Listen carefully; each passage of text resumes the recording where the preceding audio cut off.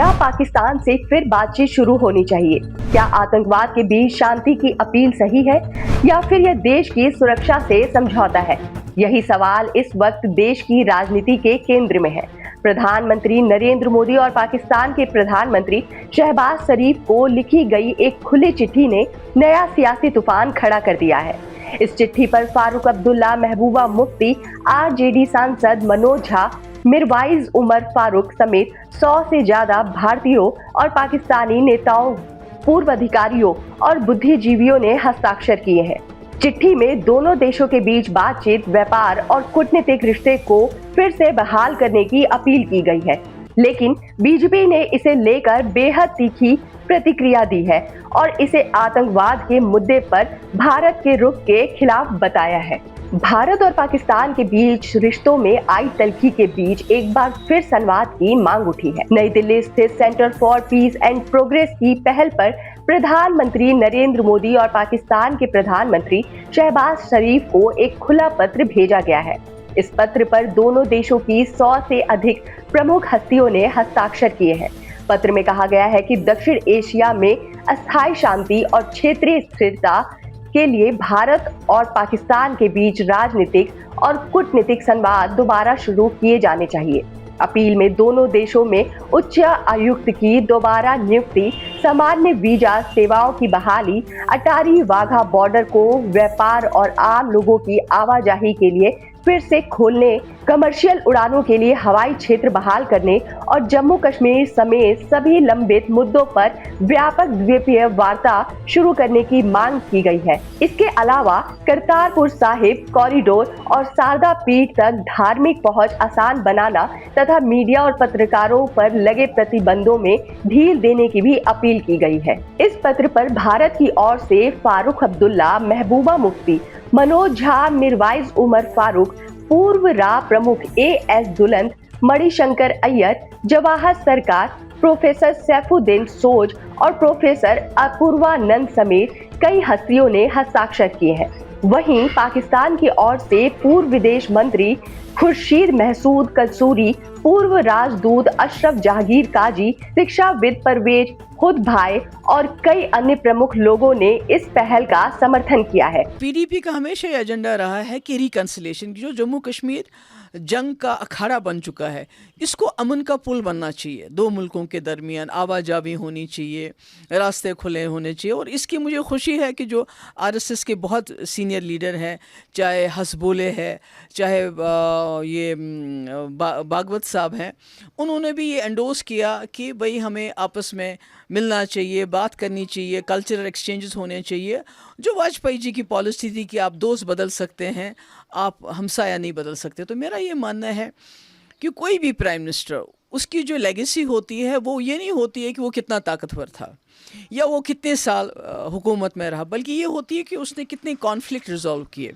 तो आज मैं समझती हूँ दोनों मुल्कों में शहबाज शरीफ साहब जहाँ उनके साथ आर्मी एक ही पेज पे है, यहाँ हमारे मुल्क में मोदी जी हैं जो बहुत पावरफुल हैं, तो उनके पास एक सुनहरी मौका है।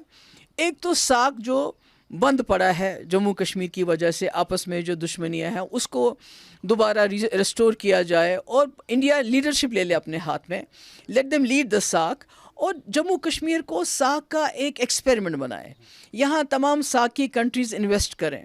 और दूसरा, अभी हाल ही में उत्तराखंड में लिपो लेक का रास्ता खोला गया जिससे चाइना के साथ कनेक्ट हो सकता है। तो हमारे रास्ते क्यों नहीं है? खोतान क्यों ना खुले, यारखंड क्यों ना खुले, काशगर क्यों ना खुले वाया लद्दाख।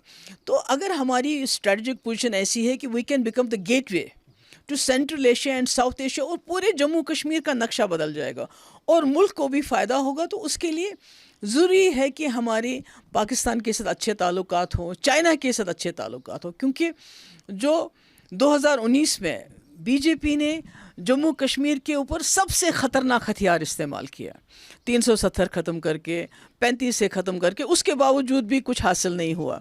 अभी भी जम्मू कश्मीर के लोग बिल्कुल एक एलिनेशन का शिकार है। आपने इसको एक ओपन एयर प्रिजन बनाया हुआ, एक जेल खाना बनाया हुआ, यहाँ बात करने की आज़ादी नहीं है, प्रोटेस्ट करने की आज़ादी नहीं है पीसफुल।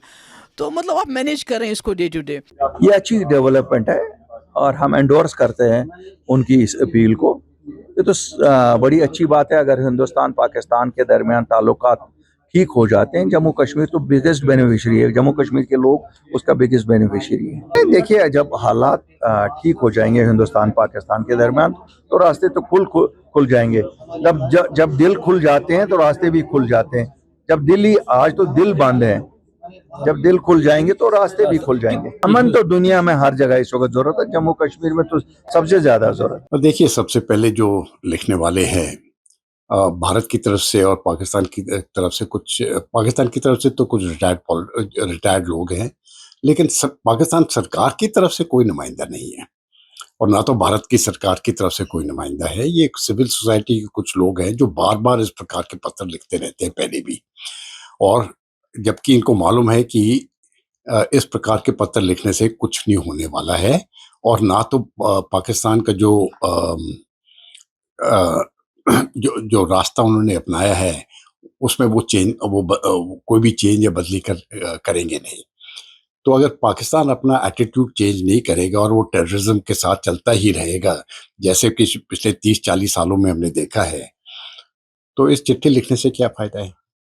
तो मुझे लगता है कि एक तो वैसे भी भारत सरकार इसके ऊपर कोई इसको देखेगी भी नहीं, लेकिन मैं समझता हूँ कि ये जो लोग इस प्रकार की चिट्ठी लिख रहे हैं, इनका मकसद क्या है।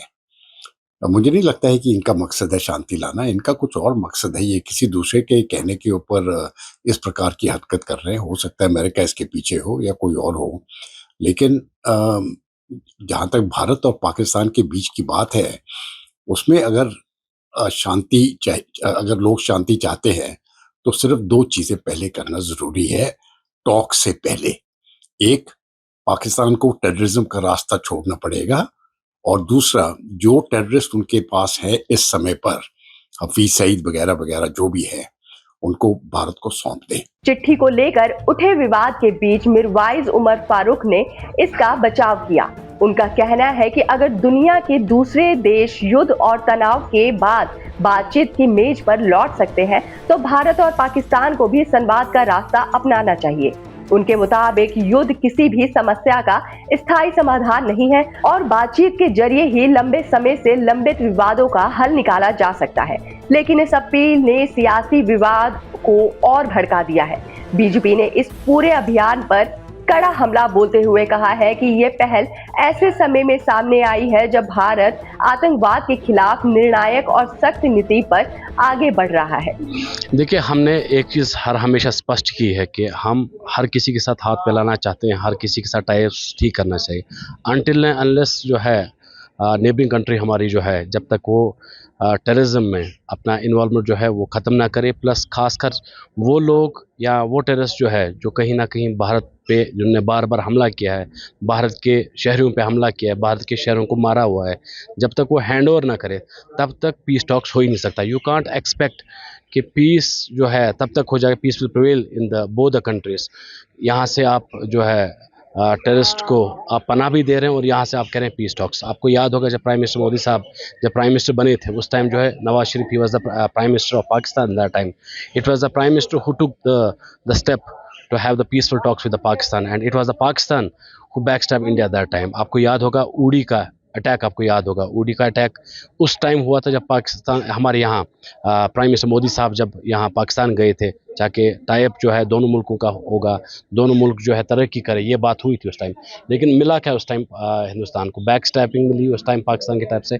पाकिस्तान ने जो है उड़ी हमला किया। उसके बाद आपने देखा होगा बैक टू बैक हमले हुए हिंदुस्तान पे हुई, चाहे पहलगाम का अटैक हुआ, चाहे पुलवामा अटैक हुआ, ऐसे बहुत सारे टेरर अटैक जो है जो देश के अन्य हिस्सों में भी हुआ, उस टाइम भी पाकिस्तान की कहीं ना कहीं इन्वॉल्वमेंट हो। और भारतीय जनता पार्टी इस चीज़ से स्पष्ट रूप से कहती है कि टिल द टाइम पाकिस्तान जो है ये टेरर हरकतें ना छोड़े तब तक कोई भी पीसफुल टॉक्स नहीं हो सकती।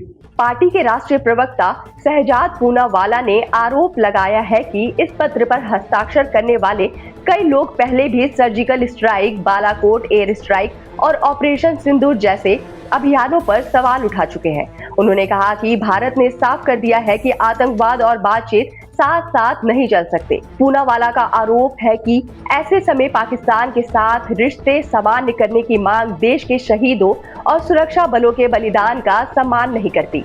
आपको बता दें कि पहलगाम आतंकी हमले के बाद भारत की नीति और भी स्पष्ट हो चुकी है। सरकार लगातार यह संदेश देती रही है कि सीमा पार आतंकवाद पर ठोस कार्रवाई के बिना रिश्ते को सामान्य बनाने का सवाल ही नहीं उठता। ऐसे में यह खुला पत्र सिर्फ शांति की अपील नहीं बल्कि एक बड़े राजनीतिक और वैचारिक विवाद का कारण बन गया है। अब सवाल यह है कि क्या आतंकवाद की चुनौती के बीच भारत को पाकिस्तान के साथ फिर से बातचीत शुरू करनी चाहिए या फिर पहले आतंकवाद पर निर्णायक कार्रवाई जरूरी है। फिलहाल यही सवाल देश की राजनीति में नई बहस का केंद्र बना हुआ है।